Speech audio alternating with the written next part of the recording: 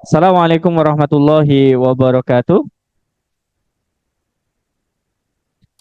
Alhamdulillahirabbil alamin wa bihi nasta'inu ala umurid dunya waddin. Wassalatu wassalamu ala asrofil anbiya wal mursalin sayyidina Muhammadin wa ala alihi wa ashabi ajmain. Rabbi shrah li sadri wa yassir li amri wa halul 'uqdatam min lisani yafqahu qawli amma ba'du. Qala Allah ta'ala fi kitabihil karim. Bismillahirrahmanirrahim. Walau anna ahlal qura amanu wattaqaw la fatahna 'alaihim barakatim minas sama'i wal ard walakin kadzdzabu fa akhadnahum bima kanu yaksibun. Alhamdulillah senang sekali menyapa panjenengan semuanya di pagi hari ini, hari Jumat, tanggal 29 Desember ya. Gimana kabarnya teman-teman semuanya? Sehat, sehat ya? Ini pertemuan terakhir ya. Tadi Pak Didit memancing, apakah lanjut atau enggak? Sebenarnya mau-mau saja saya lanjut ya itu tergantung dari Pak Didit dan respon panjenengan semuanya. Makanya di sini saya terus belajar. Sebenarnya apa yang saya siapkan justru meningkatkan kemampuan saya untuk belajar. Karena untuk menyiapkan materi ini berserta animasinya, isinya, konsepnya, alurnya, dan apa yang tertuang di sini butuh waktu nggak untuk belajarnya? Butuh berjam-jam ngedit ini, nyiapkan ini, tapi saya merasa suka karena ini adalah bagian dari passion saya. Hal yang saya sukai, maka ketika saya jalani biasa aja. Jadi justru saya semangat untuk terus belajar meningkatkan kemampuan kita sebagai seorang muslim. Makanya di sini pertemuan ke-30 di akhir tahun 2023 semoga kita semakin bertambah ilmu, mendapatkan rezeki yang berkah, punya keluarga yang sakinah, mawaddah warahmah, bahagia di dunia, terlebih-lebih di akhirat, kita bisa berkumpul dengan orang-orang yang kita cintai, mengurangi sifat-sifat atau penyakit hati yang sudah menumpuk di dalam jiwa kita dan hati kita, termasuk mengurangi pikiran-pikiran negatif terhadap saudara kita, dan berupaya untuk menjadi pribadi yang taat kepada Allah setiap waktu, every time, everywhere, dimanapun kita berada, walaupun kita sebenarnya banyak dosa. Iya kan ya? Betul. Dan saya bersyukur kedatangan Mas Ayus. Lama ya. Perdana ketemu Mas Ayus. Setelah itu Mas Ayus gak ketemu lagi. Kemana ini Mas Ayus ini ya? Tapi saya ngikuti konten-kontennya Mas Ayus. Jadi saya bisa memantau Mas Ayus di mana sih. Enggak ya. Saya suka dengan konten-kontennya Mas Ayus. Ya, kadang memang kita butuh pensuasanaannya yang berbeda biar tidak terlalu kaku. Dan Mas Ayus kayaknya cocok sebagai ice breaker, ya. Pemecah suasana yang tegang. Nah, kehadiran Mas Ayus ini cocok kayaknya dalam momen-momen tertentu. Makanya terima kasih Mas Ayus yang sudah bergabung di pertemuan ke-30 ya. Awal sama 30 udah ketemu lagi Mas Ayus. Dan saya terima kasih kepada tiga orang tadi ya, Mas Rehan, Mas Gendon, sama Pak Rosyid ya. 30 pertemuan tanpa absen. Padahal pematerinya absen loh ya. Pematerinya absen tapi pesertanya nggak absen. Nah ini katanya Pak Didi mau ada apresiasi khusus. Wah ini luar biasa, nggak apa-apa ya. Ya, ada lagi yang mbak-mbak yang 30 pertemuan sampai hari ini yang tanpa bolong.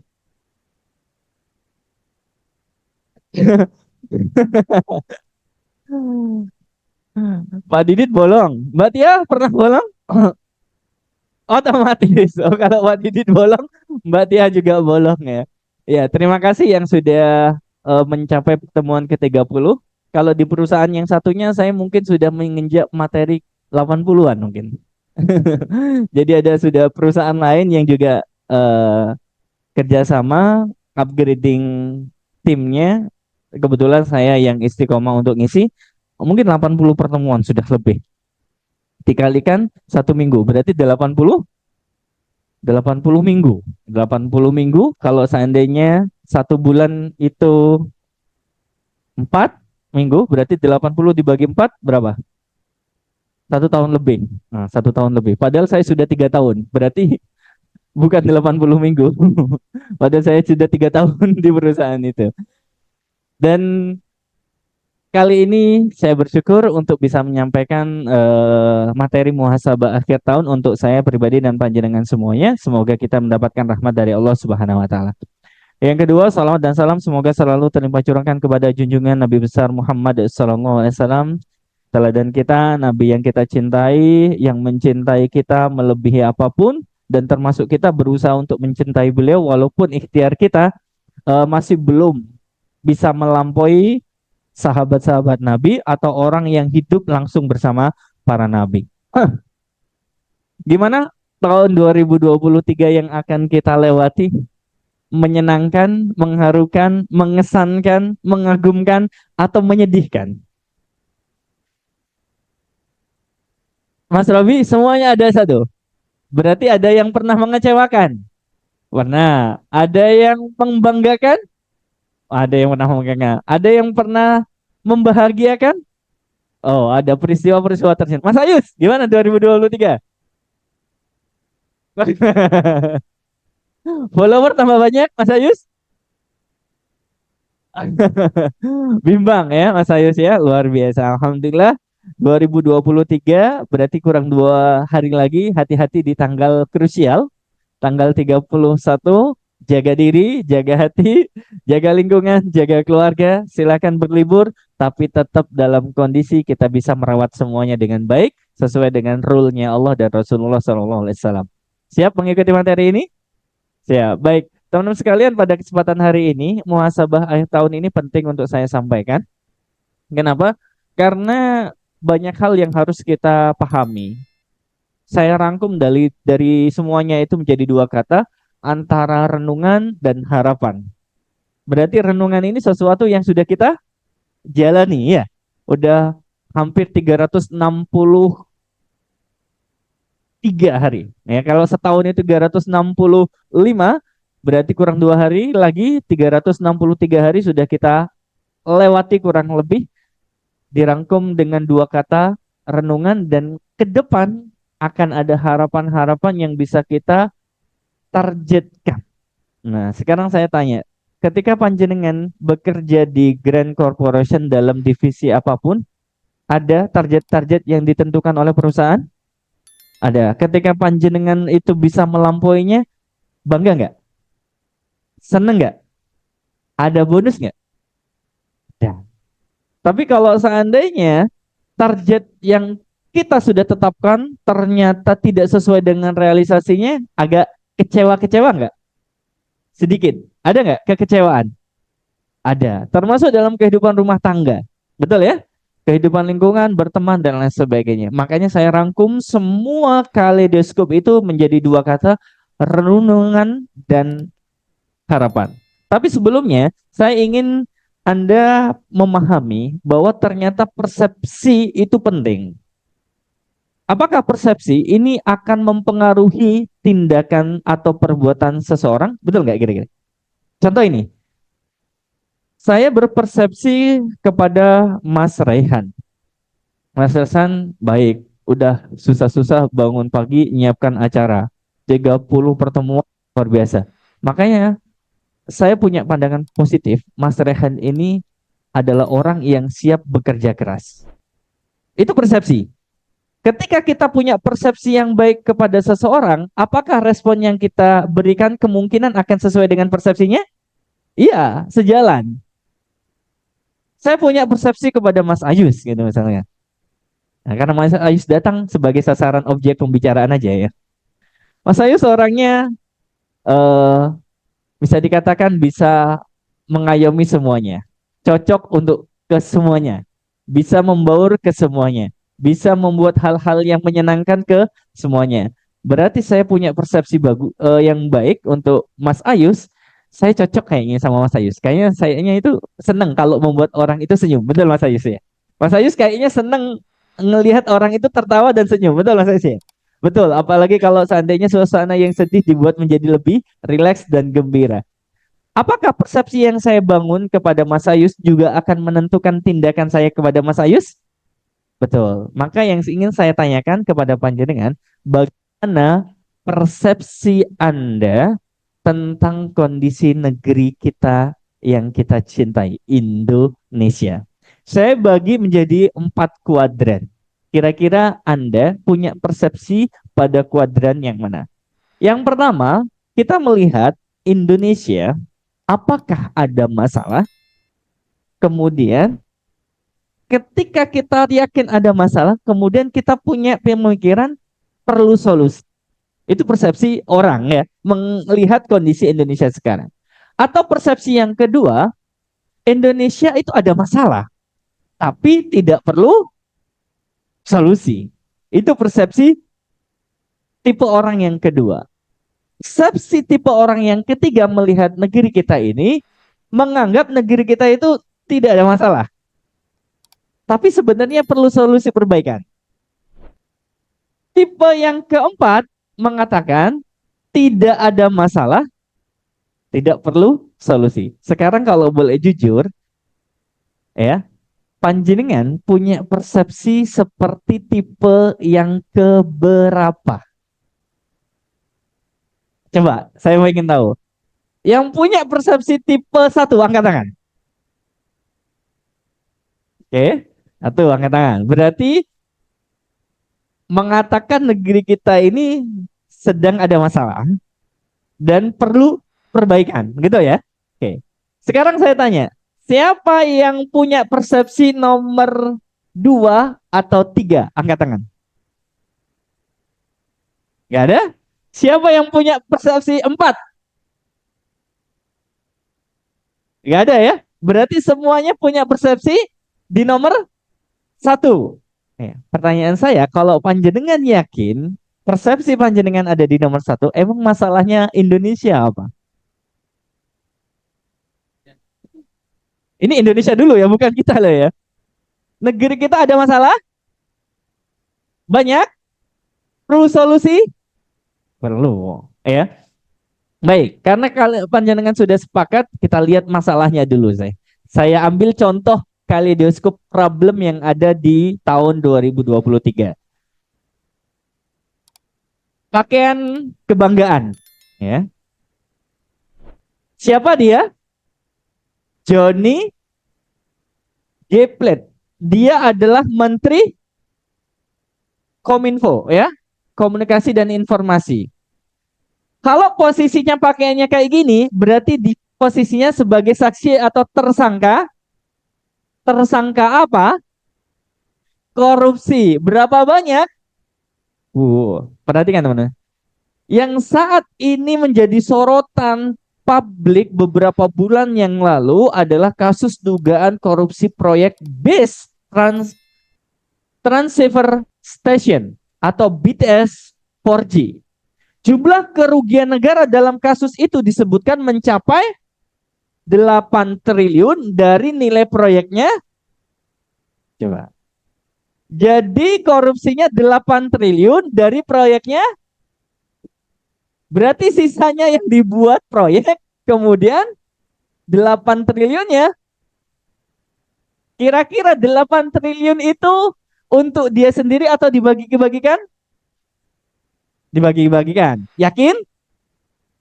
Yakin nggak? Ya. Yakin.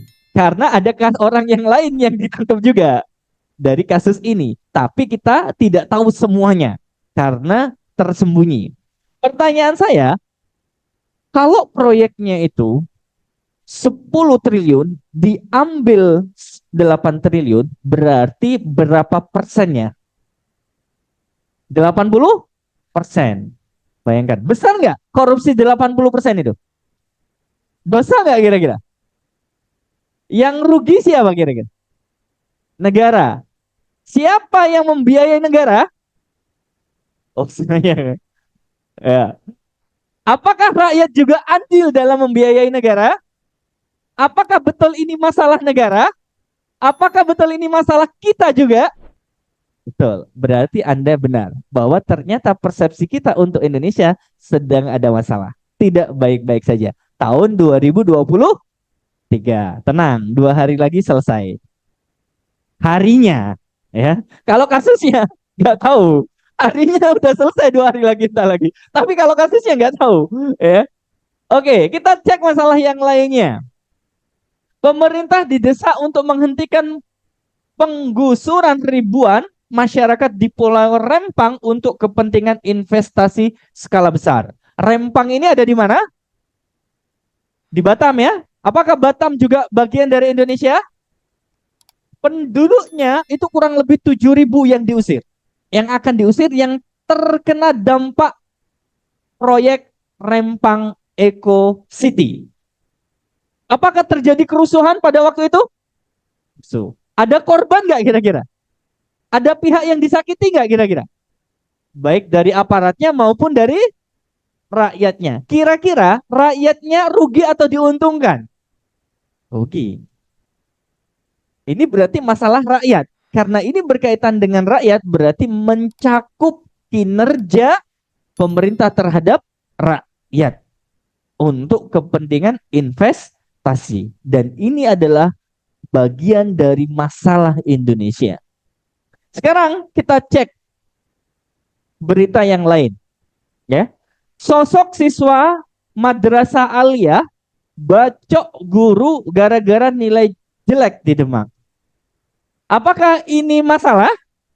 Masalah. Sekarang saya tanya, pernah dapat nilai jelek? Gimana respon Anda ketika nilai jelek dulu? Biasa aja. Oh, berarti kalau biasa aja terlalu sering jeleknya. Ada yang memperbaiki, ada yang kecewa, ada yang sedih. Nah, di sini tidak hanya kecewa dan sedih. Apa yang dilakukan? Baco. Apa itu baco? Menyakiti seseorang dengan benda tajam. Hengkan ya. Sampai gurunya terkapar karena nilainya jelek. Ini terjadi tahun berapa? 2023. Berarti dalam bidang hukum ada masalah. Dalam bidang sosial ada masalah. Dalam bidang pendidikan ada masalah. Oke, baik. Kita cek juga yang terbaru dan masih hangat. Ya, Firly tersangka, maka Novel Baswedan baru pertama kali pimpinan KPK korupsi level tertinggi. Bayangkan, KPK itu adalah sebuah singkatan dari apa? Komisi Pemberantasan Korupsi. Siapa yang buat KPK? Pada masa pemerintahan siapa? Kalau nggak salah Megawati. Ya. Ketua KPK-nya sudah berganti-ganti, baru kali ini yang korupsi. Bayangkan ya. Ketua KPK-nya korupsi. Kira-kira ada kemungkinan nggak bawahan-bawahannya juga begitu? Berarti ada masalah dengan negeri kita. Di luar sisi gaya hidup hedonisme, masyarakat kita di kalangan orang yang populer, kita katakan artis, ternyata masih ada saja statistika yang mencatat orang-orang yang terkena kasus narkoboy. Siapa dia? Amar Zoni. Bayangkan, dia untuk kesekian kalinya masuk lagi ke bui karena kasus yang sama, narkoboy. Sekarang saya tanya, berarti moral orang Indonesia sebagian bermasalah? Iya. Karena mereka menganggap narkoboy itu adalah salah satu pelarian untuk mencari penyelesaian dalam suatu masalah. Berarti dari sini negeri kita sepakat ada masalah? Negeri kita sepakat ada masalah? Ada masalah di tahun 2023. Kalau tahun 2024 ada kemungkinan masalah? Kemungkinan besar akan ada masalah yang hampir sama. Maka teman-teman sekalian, kita patut ya menyadari bahwa ternyata teman-teman sekalian orang yang tidak melakukan sesuatu sebagaimana mestinya itu disebut dengan orang zalim. Orang yang tidak menempatkan sesuatu sebagaimana mestinya itu disebut dengan orang zalim. Contoh misalkan celana itu dipakai untuk di bagian bawah kemudian ditaruh di atas. Nah, itu adalah orang yang zalim ya karena dia meletakkan sesuatu bukan pada tempatnya. Nah, Allah Subhanahu wa taala menyampaikan dalam Quran surat Ibrahim ayat 42 dan 43. Kita baca yang 42 dulu. Wala tahsabannallaha ghafilan amma ya'maludz zalimun. Dan janganlah Anda manusia mengira, punya persepsi bahwa Allah lengah dari apa yang diperbuat oleh orang-orang yang berbuat zalim. Jadi tidak boleh muncul persepsi di tengah-tengah kita bahwa Allah itu lengah terhadap orang-orang yang berbuat zalim. Innama yuakhiruhum liyaumin tashkhasu fihil absar. Sesungguhnya Allah itu memberikan kesempatan, menangguhkan dulu mereka-mereka yang berbuat zalim selama dia hidup di dunia sampai pada hari yang waktu itu mata mereka sampai terbelalak menyaksikan balasan yang sangat pedih dari Allah Subhanahu wa taala. Jadi kedoliman yang dilakukan oleh seseorang yang membuat kerusakan kepada seluruh lapisan masyarakat itu ternyata kata Allah, ya, Allah menangguhkan mereka sampai pada hari mereka dihadapkan di hadapan Allah, kemudian mata mereka terbelalak karena hisab yang sangat berat. Kemudian di ayat yang lain 43 Allah menyampaikan mereka itu datang tergesa-gesa memenuhi panggilan dengan mengangkat kepalanya sedangkan mata mereka tidak berkedip-kedip dan hati mereka kosong. Ini adalah suasana pembalasan untuk orang-orang yang tadi berbuat zalim yang menyebabkan kerusakan yang parah, kerugian yang sangat besar. Makanya jadi pemimpin di dalam Islam itu nggak mudah. Dua hal yang akan didapatkan pemimpin. Yang pertama, kemuliaan kalau dia itu menjalankan kepemimpinannya dengan benar dan adil. Yang kedua, kehinaan kalau dia menjalankan kepemimpinannya tidak dengan adil dan tidak dengan benar. Nah ini, Pak Hino. Allah menegur kita teman-teman sekalian. Jadi memberikan gambaran bahwa hati-hati dengan kezoliman yang menyangkut kepentingan orang banyak. Maka teman-teman sekalian, Allah mengingatkan, jangan sampai kita itu durhaka kepada Allah.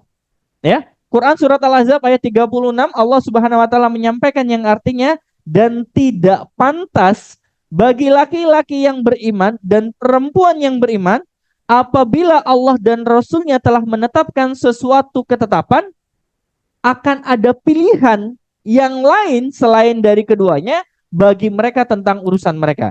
Dan barang siapa yang mendurhakai Allah dan Rasul-Nya, maka sungguh dia telah tersesat dengan kesesatan yang nyata. Sekarang saya tanya, kisah apa di Indonesia yang booming ya di Nusantara berkaitan dengan kedurhakaan seorang anak kepada ibunya? Kisah apa? Malin kundang. Sekarang saya tanya, kalau seandainya ada orang yang durhaka kepada orang tuanya, perasaan Anda kira-kira gimana? Sedih nggak? Kasihan nggak orang tuanya? Kasihan. Nah, bagaimana kalau seandainya ya kita yang durhaka sama Allah? Kalau seandainya anak saja kepada orang tuanya durhaka, kita sedih. Nah, bagaimana kalau seandainya yang durhaka itu adalah kita kepada Allah dan Rasul-Nya? Nah, ini juga nggak bisa dibayangkan teman-teman sekalian.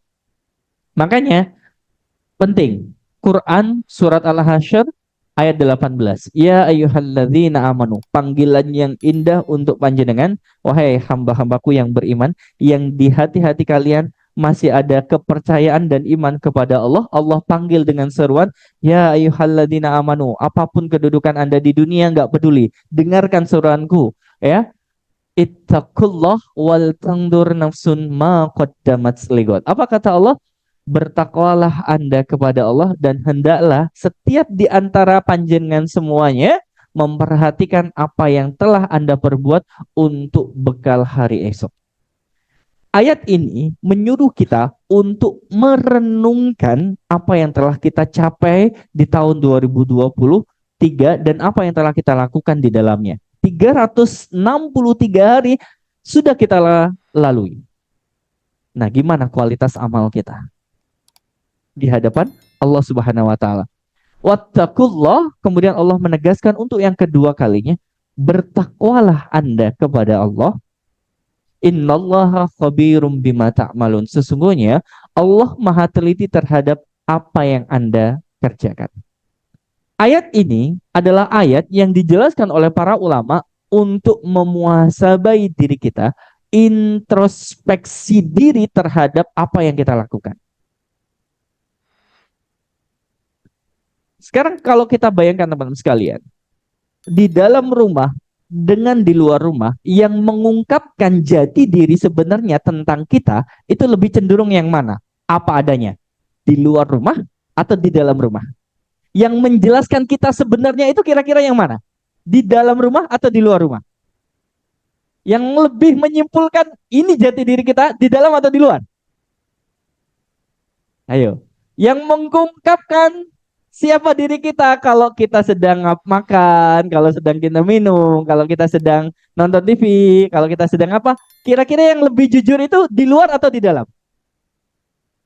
Di dalam. Kenapa? Karena di luar bisa dipoles. Betul ya?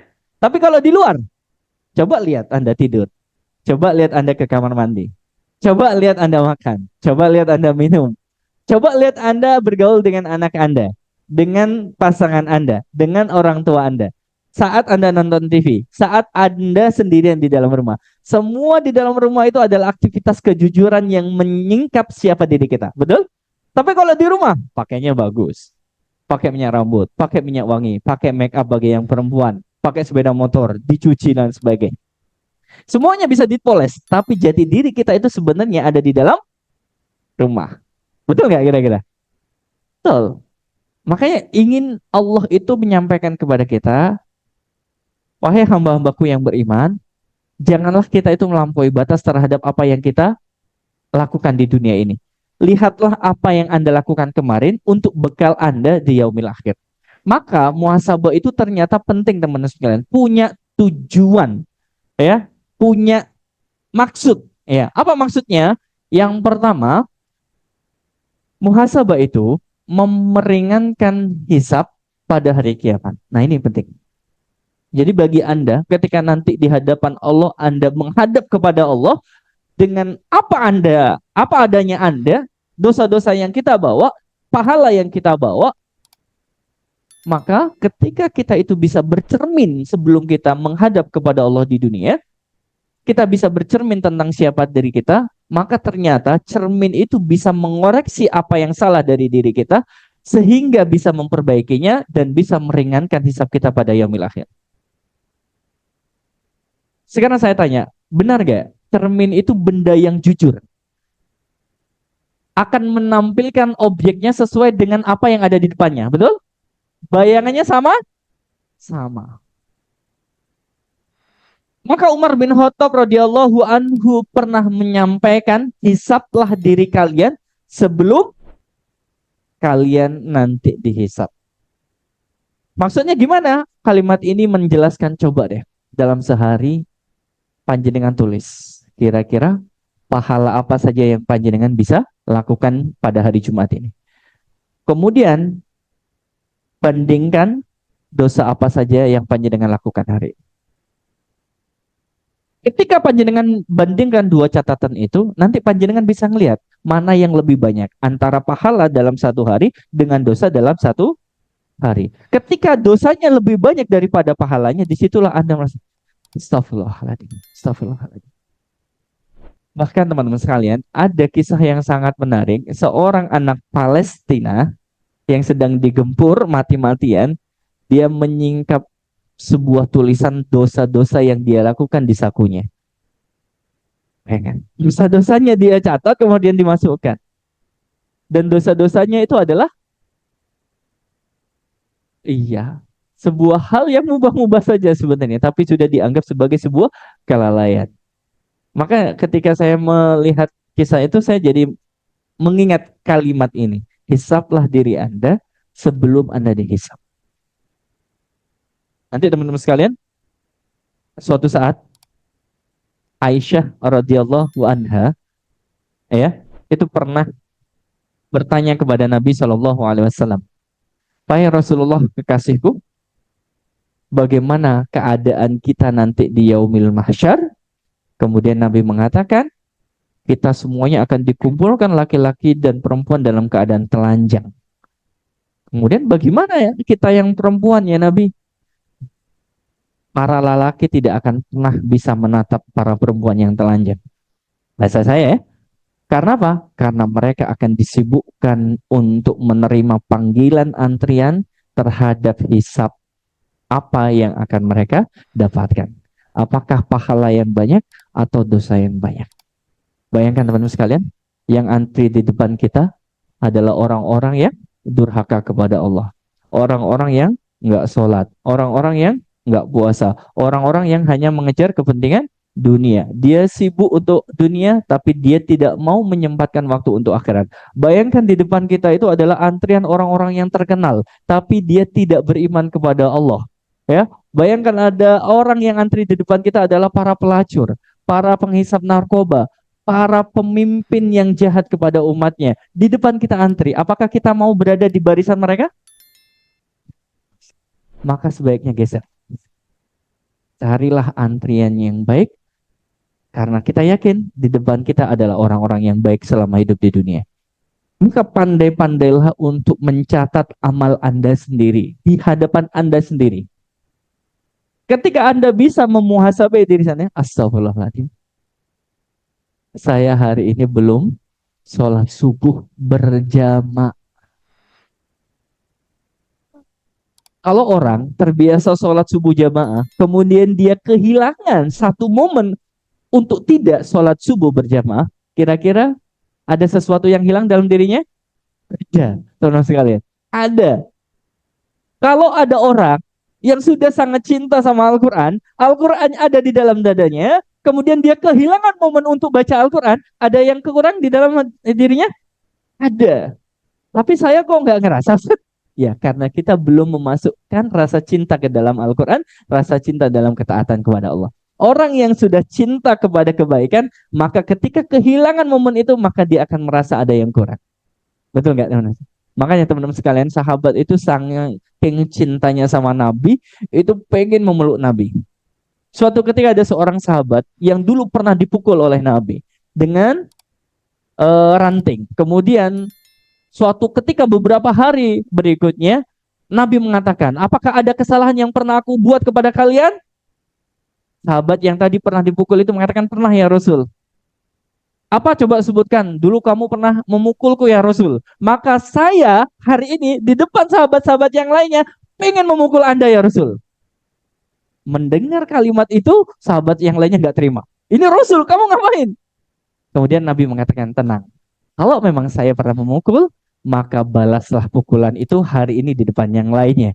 Akhirnya pemuda itu mengambil sebatang kayu, kemudian tubuh Rasulullah disiapkan untuk dipukul, kemudian apa yang dilakukan sahabat itu? Langsung memeluk Nabi. Jadi tidak memukul Nabi, tapi langsung memeluk Nabi, karena itu kesempatan untuk memeluk Nabi. Dan para sahabat yang lainnya iri, oh ternyata maksudnya dia itu memeluk Nabi. Ini menggambarkan bahwa kalau seseorang itu sudah cinta kepada kebaikan, hilang momen kebaikan itu, maka ada yang kurang dalam dirinya. Maka pandai-pandailah untuk menghisap diri kita, karena apa? Akan membuat kita itu akan dipermudah oleh Allah Subhanahu wa taala. Allah Subhanahu wa taala juga menyampaikan dalam Quran surat Al-Haqqah ayat 18, pada hari itu kita semua akan dihadapkan kepada Allah, tidak ada sesuatu pun dari keadaan kita yang bisa tersembunyi. Taruhlah umur kita itu 40 tahun. Saya ambil rata-rata misalkan. Atau 30 tahun. Baliknya kita anggap saja 10 tahun. Berarti 30 tahun dikurangi 20 tahun berapa tahun? 20 tahun sisanya, ya. Di mana hisab itu sudah mulai terhitung untuk kita. Usia kita 30, baliknya 10 tahun, berarti ada 20 tahun yang kita lewatkan. Sekarang saya tanya, dari 20 tahun itu yang digunakan untuk kebaikan lebih banyak apa lebih sedikit dibandingkan yang digunakan untuk? Nah, itu evaluasi namanya, muhasabah. Oh iya ya. Sudah banyak dosanya, sudah saatnya saya bisa berbenah teman-teman sekalian. Itu. Jadi yang pertama muhasabah itu tujuannya agar kita itu diringankan hisabnya di hadapan Allah. Yang kedua, tujuan dari kita muhasabah itu adalah untuk berada dalam petunjuk Allah. Makanya dalam tafsir Al-Baidawi ya disebutkan seseorang itu bisa terus dalam tunjuk Allah jika rajin mengoreksi amalan-amalan yang telah ia lakukan. Jadi dari koreksi itu akan ketahuan mana yang benar, mana yang salah. Termasuk strategi apa yang akan kita lakukan di tahun 2024. Nah, ini pentingnya kita itu muhasabah agar kita itu on the track, berada pada jalur yang benar. Kemudian yang ketiga, ternyata muhasabah itu bisa meredam kesombongan. Ya.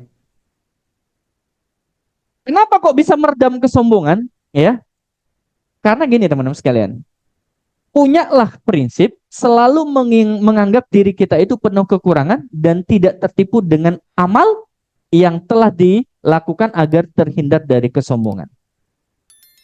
Artinya kalau panjenengan sudah rajin tahajud, nggak perlu diumbar. Kalau panjenengan rajin puasa sunnah, nggak perlu diumbar. Kalau panjenengan rajin sholat duha, nggak perlu diumbar. Kalau panjenengan itu rajin baca Al-Quran, nggak perlu diumbar. Cukup Anda dan Allah saja.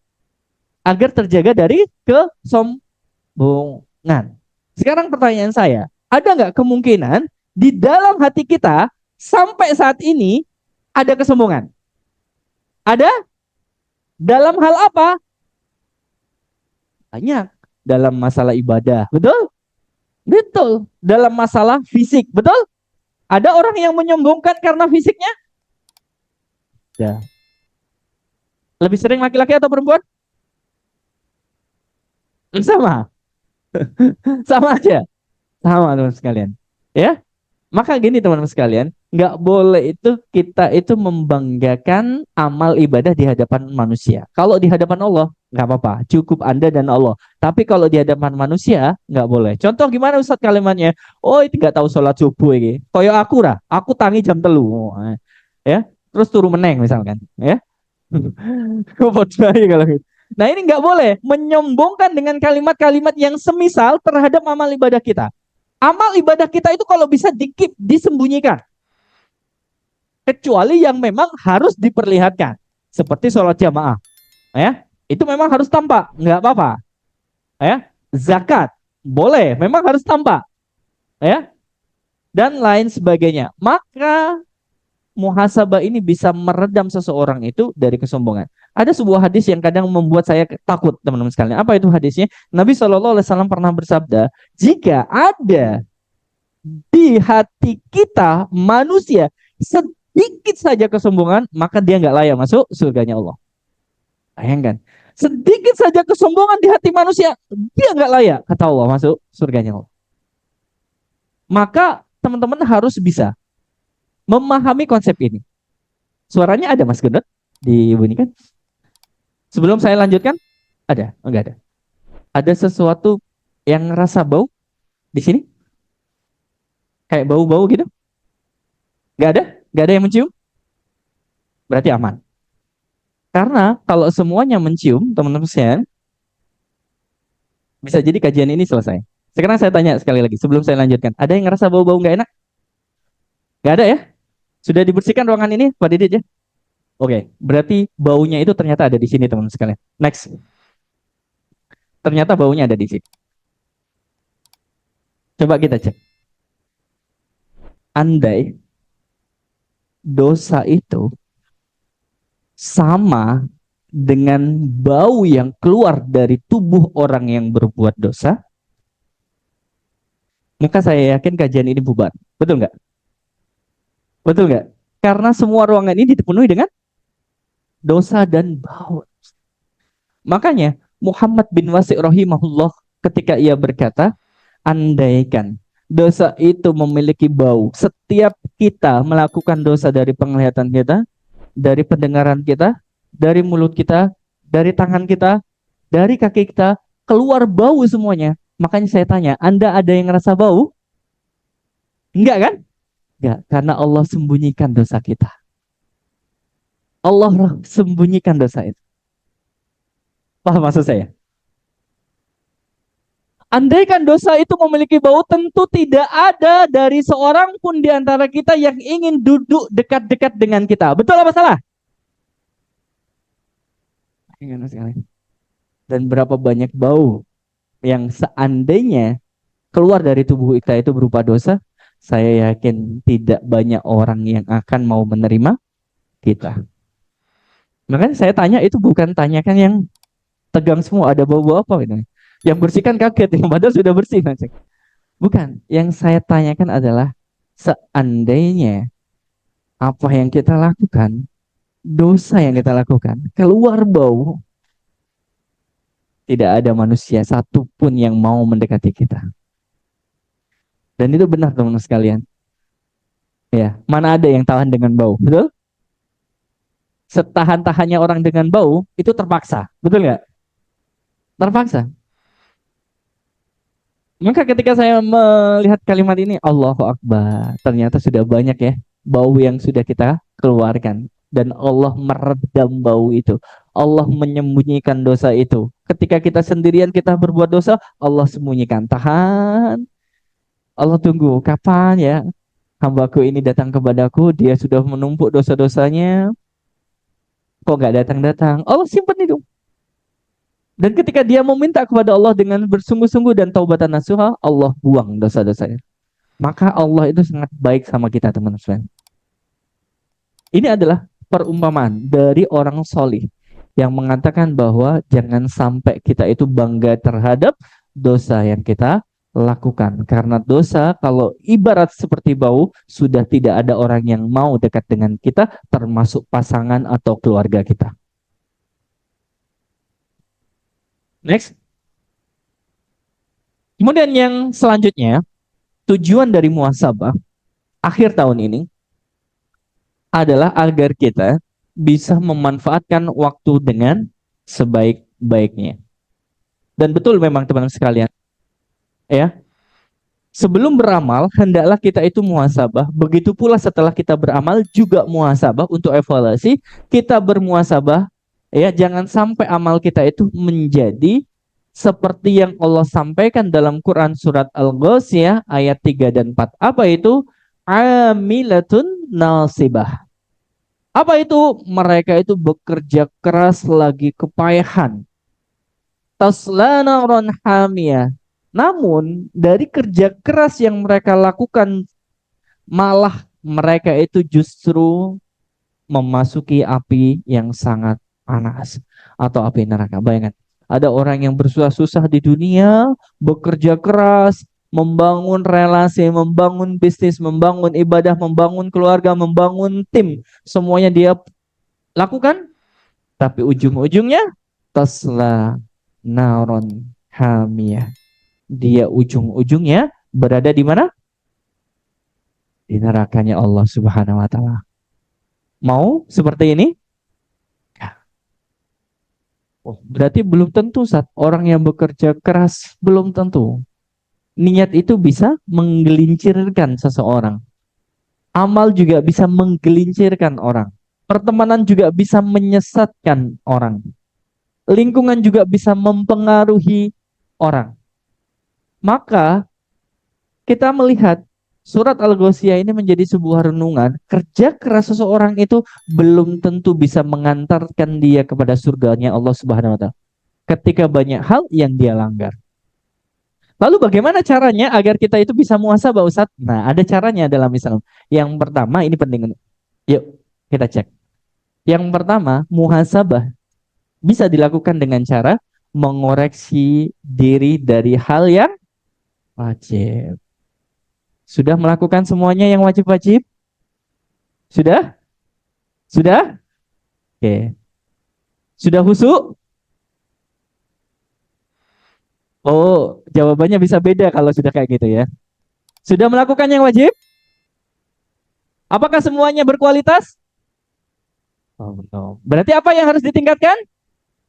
Kualitasnya. Kalau sudah melakukan yang wajib, berarti tinggal kualitasnya. Kalau kita tergesa-gesa menghadap Allah, coba deh kita itu menghadap Allah dengan penuh persiapan. Saya kadang malu teman-teman sekalian, seorang ibu, mohon maaf ya, pernah viral di sosial media, pekerjaannya sebagai pemulung sampah, kemudian anaknya ikut, laki-lakinya, ketika dengar azan, anaknya langsung digantikan baju yang baik untuk sholat. Jadi dia sudah membawa pakaian untuk anaknya bisa sholat ke masjid. Itu coba deh. Kalau tadi saya tanya, apakah sudah dilakukan yang wajib? Sudah. Apakah sudah khusyuk? Belum semuanya. Apakah kualitasnya sudah maksimal? Belum. Lalu apa yang harus kita baiki? Kualitasnya. Coba deh menghadap kepada Allah itu penuh persiapan. Sekarang saya tanya, ada acara ini diundang oleh Pak Didit, wajib hadir, penuh persiapan? Kalau dipanggil Allah, jangan tergesa-gesa. Sholat di masjid, wudhu, kemudian assalamualaikum, assalamualaikum, balik lagi, kerja lagi. Kan dulu duduk dulu, duduk dulu. Coba berhenti dulu, agungkan Allah, rendahkan kita. Zikir paling enggak sama Allah itu. Duduk dulu, nikmati masjid itu, karpetnya, merenung. 5 menit saja duduk di situ, kemudian mengadakan tangan. Rabbana zolamna anfusana wa illam taufir lana wa tarhamna lanakunana minal khosirin. Ya Allah, banyak ya dosa-dosa yang telah saya lakukan hari ini. Kalau seandainya Engkau tidak mengampuni dosa-dosa yang aku lakukan, sesungguhnya aku termasuk orang-orang yang rugi. Ya mukallibal qulub, ya Allah, yang membolak-balikkan hati, sabit qulubuna, teguhkan hati-hati kami, orang-orang yang baik kepada kami, orang-orang yang sayang sama kami, orang-orang yang telah mengazamkan untuk hidup lillahi ta'ala dan berbuat sesuatu karenamu, ya, ala dinik, terhadap agama ini, agar kita bisa mati beragama Islam dan membawa kebaikan untuk kita banggakan di hadapanmu. Coba duduk di masjid gitu, santai gitu. Kalau seandainya panjenengan betah duduk di pinggir sawah menikmati lingkungan yang ada, cari sore, cari senja, seharusnya Anda juga berani menyempatkan waktu untuk duduk di masjid, coba merenung kepada Allah. Perbaiki kualitas dari situ. Bisa nggak kira-kira dilakukan? Coba teman-teman sekalian. Makanya kadang saya heran, di perumahan tempat saya tinggal, itu ada orang yang mohon maaf kakinya itu tidak sempurna, sehingga ketika dia jalan itu mohon maaf langsung gini, miring ya. Tapi dia itu sudah sampai duluan sebelum saya. Allahu Akbar. Dan dia sudah berada di depan saya. Allahu Akbar. Dia jalan kaki. Saya naik motor. Tapi duluan dia. Ternyata dia berangkat sebelum waktunya. Saya berangkat setelah dipanggil sama Allah. Jadi ada orang yang jalan. Mohon maaf. Tapi dia sudah berada di depan imam. Pas. Saya berada di saf kedua. Allahu Akbar. Kadang saya mikir, padahal ketika untuk sujud saja kakinya itu miring. Bah, apa ya yang dikejar orang ini? Usianya sudah sepuh, kita masih muda. Apa ya kira-kira ya? Yang membedakan dorongannya teman-teman sekalian. Dorongannya beda. Dia memperbaiki kualitas. Jangan ditanya, kalau wajib, oke kita lakukan juga. Tapi ternyata dia mempersiapkan untuk menghadap Allah sepenuh hati dan sepenuh cinta. Ini yang kadang nggak bisa. Kita bisa melakukan yang wajib, tapi kita tidak penuh cinta dalam melaksanakan. Betul apa salah? Betul. Kita tidak memasukkan cinta sehingga kita tidak persiapan kepada Allah Subhanahu wa taala. Ini yang menjadi renungan. Jadi bagaimana caranya? Coba deh hal-hal yang wajib kalau sudah kita lakukan tinggal kualitasnya kita cek. Yang kedua gimana? Yang kedua mengoreksi diri dari hal yang haram. Coba deh cek pekerjaan kita. Ada nggak sesuatu yang mohon maaf masih salah dalam transaksinya? Sumbernya, caranya, sehingga keberkahannya itu Allah tarik. Ada nggak pakaian-pakaian yang di rumah kita yang diperoleh dari jalan yang haram? Ada nggak makanan-makanan yang kita makankan kepada anak dan istri kita diperolehkan dari rezeki yang haram? Coba deh cek sekali lagi, siapa tahu ada. Kalau ada, segera bersihkan sebelum Allah yang bersihkan dengan caranya. Karena kalau Allah membersihkan dengan caranya, bisa-bisa lebih berat untuk kita lalui. Maka teman-teman sekalian coba koreksi. Ada nggak barang-barang di rumah kita itu yang diperoleh dari sesuatu yang haram? Kalau ada, segera bersihkan. Ini adalah salah satu cara untuk kita bisa membenahi diri. Jadi yang pertama cek yang wajib, yang kedua cek yang haram, dan yang ketiga cek deh koreksi diri kita dari kelalaian. Nabi SAW dalam sebuah hadis menyampaikan dua kenikmatan kebanyakan manusia tertipu pada keduanya, yaitu kesehatan dan waktu luang. Sekarang saya tanya, ada yang melalaikan waktu? Zaman sekarang tahun 2023 yang masih waktunya itu tidak digunakan untuk hal-hal yang produktif, tapi hal-hal yang sia-sia. Ada? Banyak? Ya. Kalau kita ada di bagian itu, coba perbaiki, kurangi. Nggak usah dihilangkan dulu, karena berat. Kurangi dikit. Dulu saya gamer. Gamer, tahu gamer ya? Ada yang di sini gamer? Ada? Jujur, main game itu enak apa enggak? Main game itu enak apa enggak? Enak? Enak. Enak. Saya juga ngerasa enak. Pertanyaan saya, bisa nggak orang main game lupa waktu? Bisa. Saya nggak nyuruh berhenti main game lah ya. Tapi harus tahu tuh. Bayangkan teman-teman sekalian, dulu waktu zaman saya main game, PS disewa. Satu hari sekian ribu.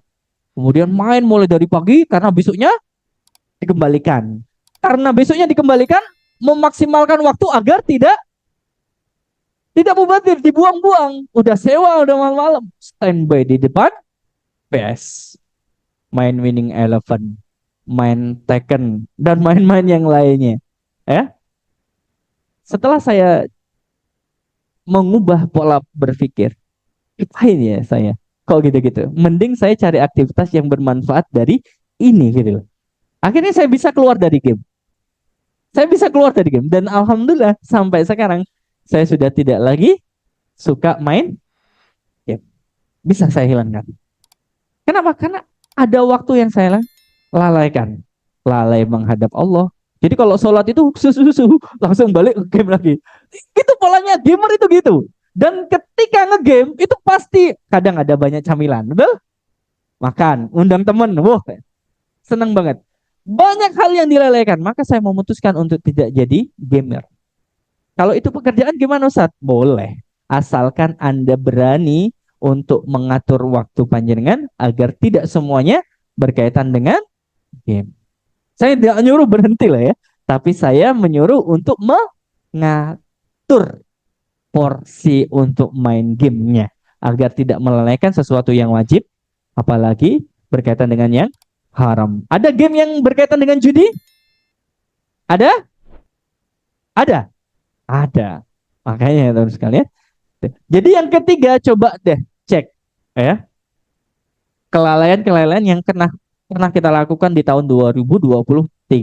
Kalau untuk hal-hal yang mubah, silakan dipilih dan dibatasi. Saya tidak menyuruh untuk menghentikan, tapi dipilih dan diatur ulang, teman-teman sekalian. Yang kedua, Nabi mengatakan nikmat yang sering dilalaikan itu adalah nikmat sehat.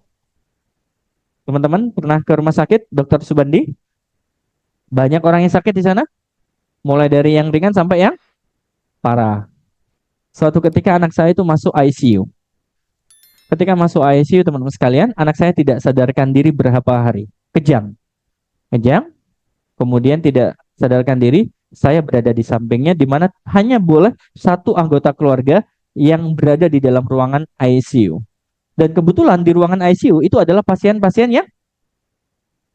yang kritis, yang mengkhawatirkan kondisinya. Penanganannya butuh khusus, makanya ruangannya khusus. Dan saya pun berada di dalam ruangan itu terbatas waktunya.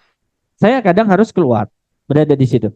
Kemudian ketika saya berada di dalam itu, mohon maaf, di samping anak saya itu dirawat, ada seorang bapak-bapak yang garis apanya ini namanya? Eh, indikator detak jantungnya kurang sampai landai. Sampai landai. Tahu landai? mendekati garis lurus. Akhirnya semua dokter datang. Beberapa dokter datang, perawat datang. Sampai dokternya menaiki pasien, berada di atas dipan, dan memberikan detak kejut itu. Detak jantung yang kejut itu. Ya, tahu? Yang dipegang ini?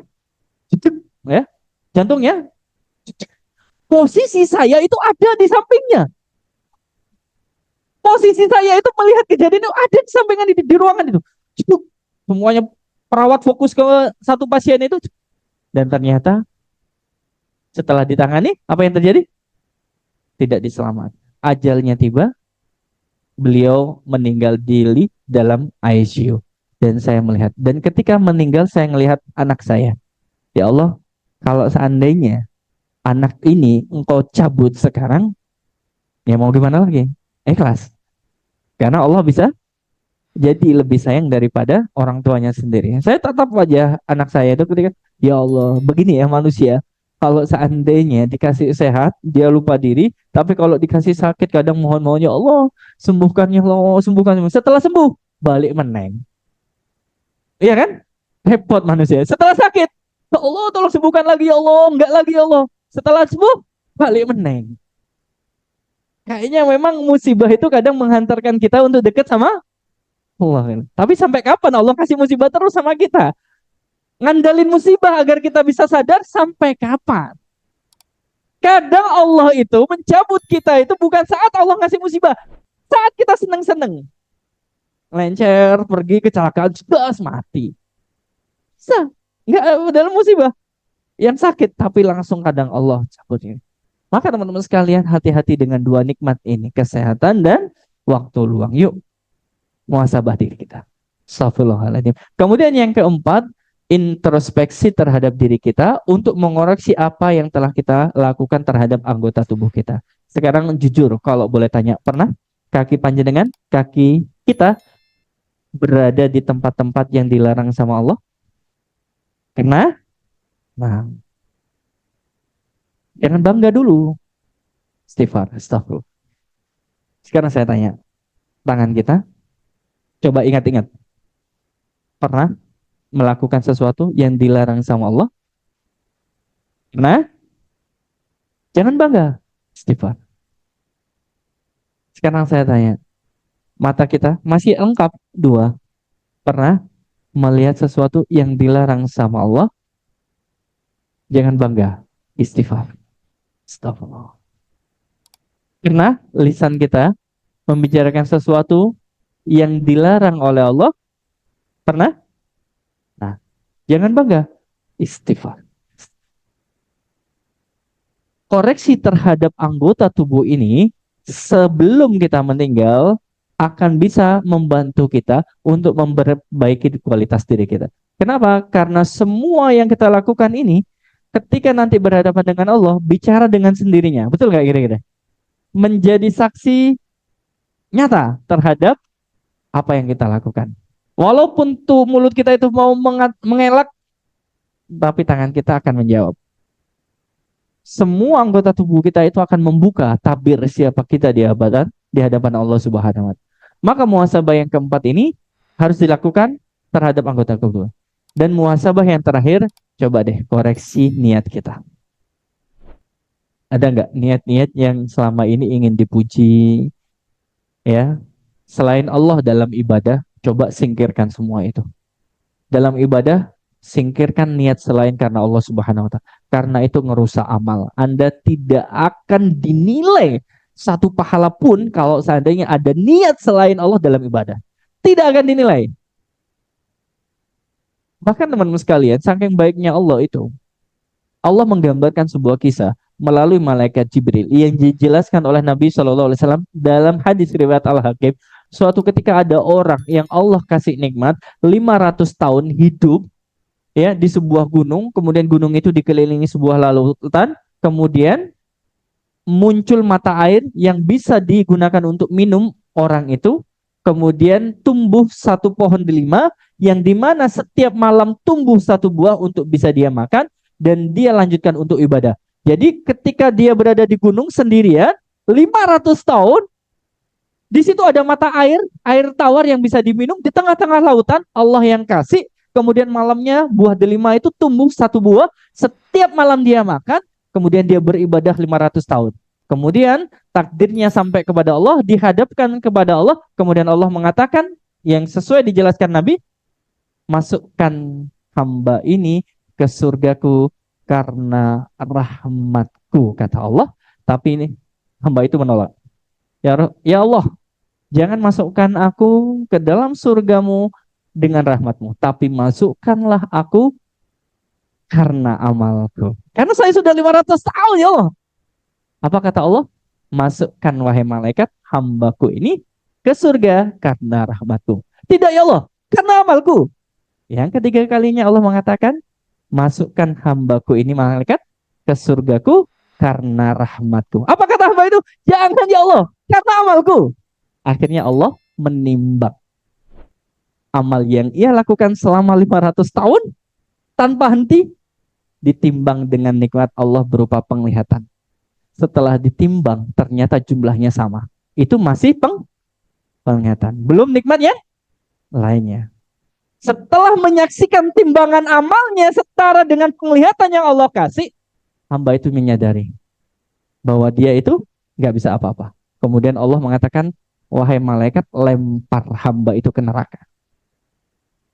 Ketika dia hendak dilempar oleh malaikat, dia mengatakan, ya Allah, masukkan aku ke surgamu karena rahmatmu.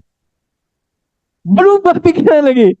Akhirnya Allah mengizinkan. Baik kalau gitu, aku ampuni kamu, masuklah ke surgaku karena rahmatku.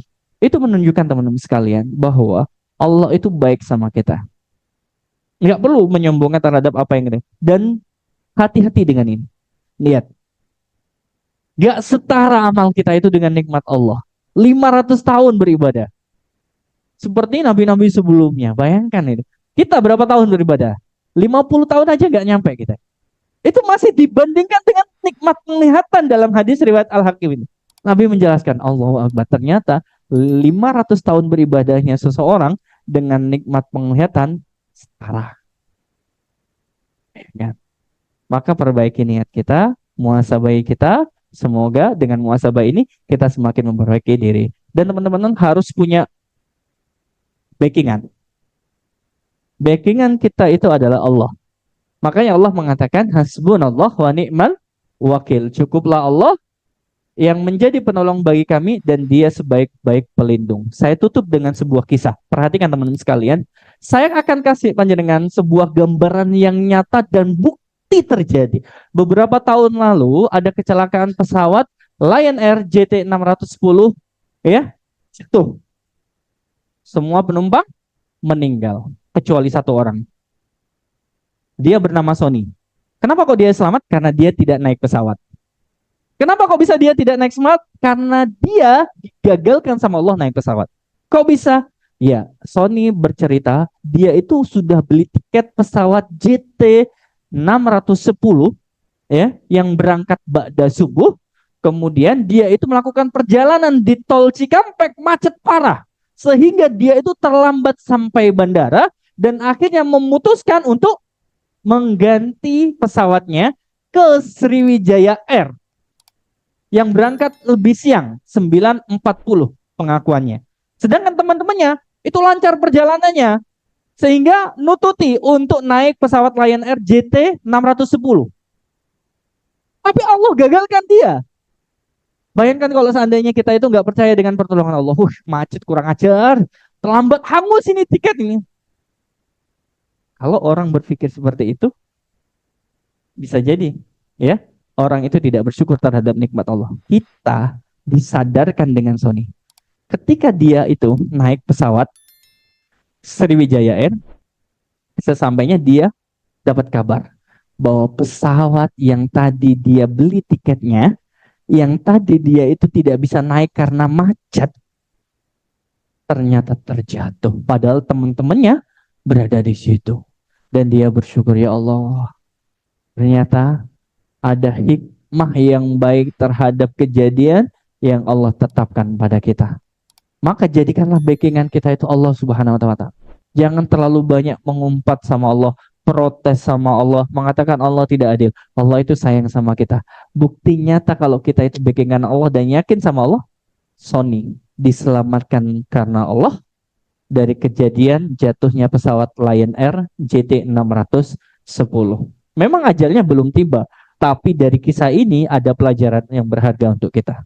Bahwa takdir Allah adalah yang terbaik untuk kita. Maka terakhir teman-teman sekalian, ya, hidup itu ujian. Gak ada ceritanya hidup itu laya-laya. Ada ujian. Allah Subhanahu wa taala menyampaikan tabarakalladzi biyadihil mulk wa huwa ala kulli syai'in qadir. Maha suci Allah yang menguasai segala kerajaan, Allah yang maha kuasa atas segala sesuatu. Alladzi khalaqal mauta wal hayata liyabluwakum ayyukum ahsanu amala. Allah yang menciptakan mati.